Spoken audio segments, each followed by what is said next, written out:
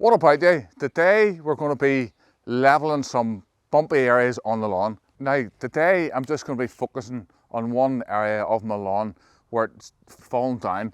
Around this tree here, the way I cut the grass, because we go round it every time, do a couple of passes around it, what happens is that it starts to fall away.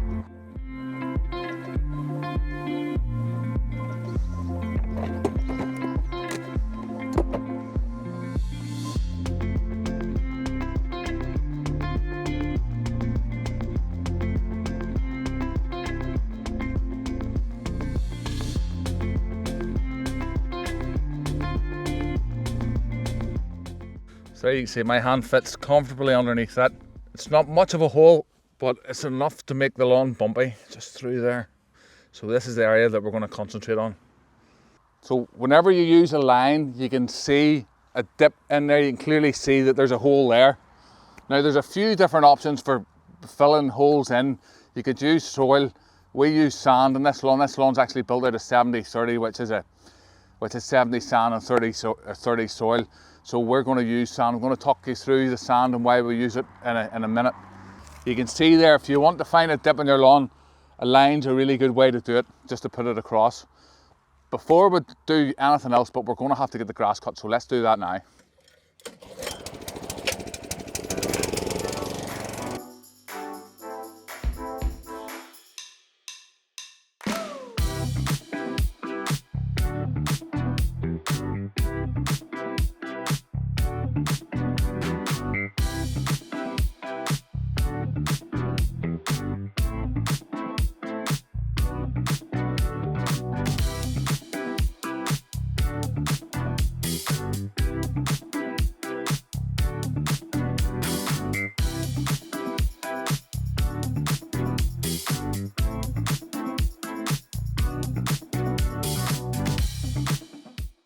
If you're enjoying this video, folks, don't forget to smash that like button. Let's get on with it.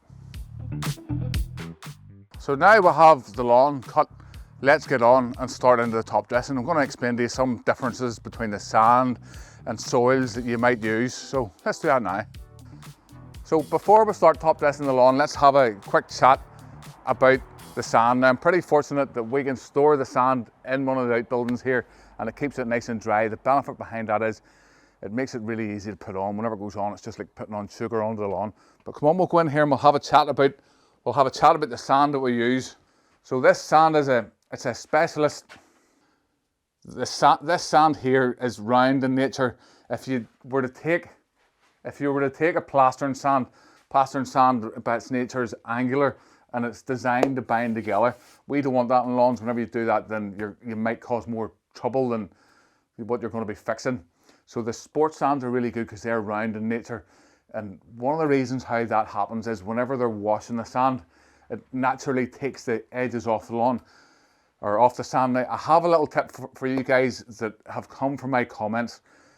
A lot of you have been recommending me play sand. Now, I haven't tried play sand before, but play sand, from the comments, a lot of you guys have been saying to me, because play sand, it's to meet a certain specification, they double wash it, so is it safe for kids. That washing process rounds the edges off. So if you can't get a sports sand, because sports sand's ridiculously hard to get in small quantities, then if you really wanted to use sand in your lawn, you could have a look at the play sands.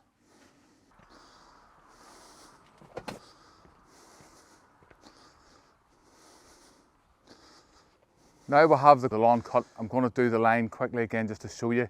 The holes will be more pronounced now that the grass has been cut. We don't want our line sitting up because that's going to throw it off. There we go, what's in. You can see my hand fits easily underneath that. So that, we may on this occasion not get it up as high as that, but that's what we're looking to just raise this area up.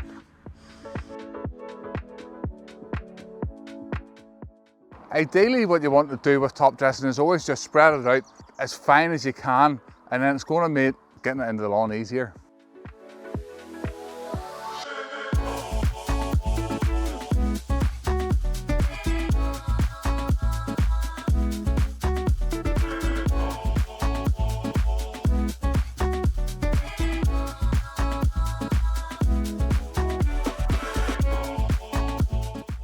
So you can see I'm coming to the end of the pile and we're getting down near the floor, and a lot of this stuff's a bit dumper than the other stuff. You can tell because it's a bit of a darker colour. It's going to take a wee bit more effort to get worked into the lawn.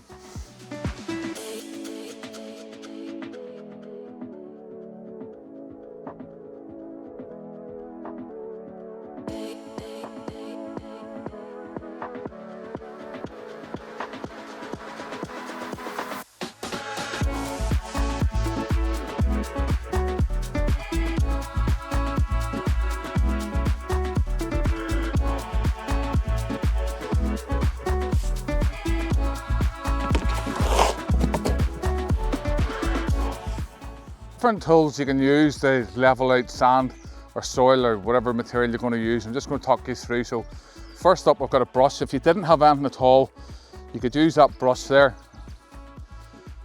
Not do a great job, but if you didn't have anything else, you could use the back of a landscaping rake because the straight edge on it that'll keep it nice and level. In the past, we've used the drag mat. The drag mat's really good, especially for larger areas. In and around this bed, it might be a bit trickier, but we're going to have a go with it.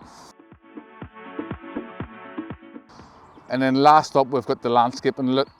That's probably going to be the best job that's going to be the best tool for this, but we're going to try out all the different things. So we've got our lute, we've got our homemade mat, really good for large areas. It's going to be a wee bit tricky for in underneath that tree.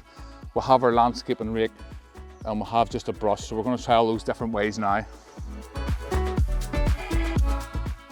So I'm just going to say about this rake, it's maybe had too many birthdays. It's a bit of an odd shape, but we're going to have a go with this here. But because it's got this nice straight edge on it, we can work off that to level areas.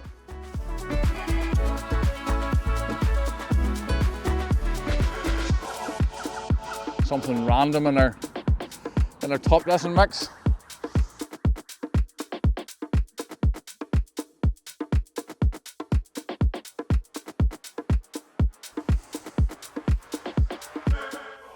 You can see with the rake, because the sand's lovely and dry, that the material's getting into the lawn perfectly. Next up, we'll have the brush. So the brush would be my least favourite way. It's going to get the material in, but it's not going to do any levelling, but we're going to have a go with it now.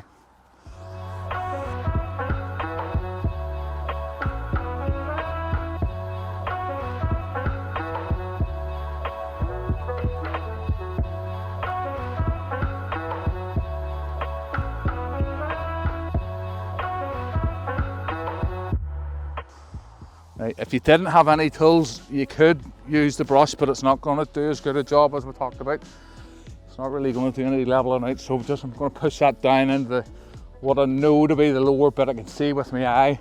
The trick about doing top dressing jobs like this is something you would do little and often. If you put down a lot of sand somewhere like this, then you would smother it quite quickly, and that's not what you want. I'm going to brush some of this sand over. There's a bit of you can see naturally there's a bit of a high spot here.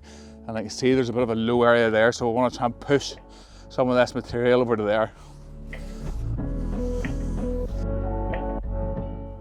Next up, we'll have our homemade mat. We made this for under £50, and I know from the comments an awful lot of you guys use these here. They're very, very good. Really good for larger spaces. For in and around a tree like this might be too tight, we're going to have a go. So I'll leave a link down in the video description if you want to pick one of these up. It's dead simple. We'll have this rubber mat, a bit of rope and a few cable ties, and it's all cable tied on. It works really, really well. This is a version copied off a technique that we did from a golf course video. Really, really good. I know a lot of you guys totally love these things, but I'm going to have a go with it just up this section here. A nice straight section, easy to do.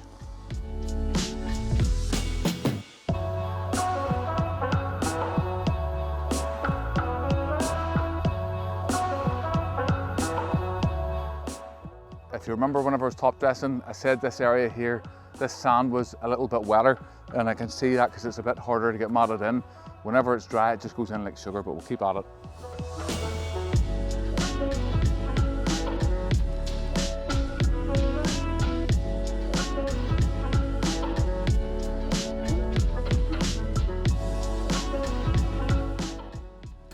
The good thing about a lawn lute is it'll pull it off a high area and it'll pull it into the low area.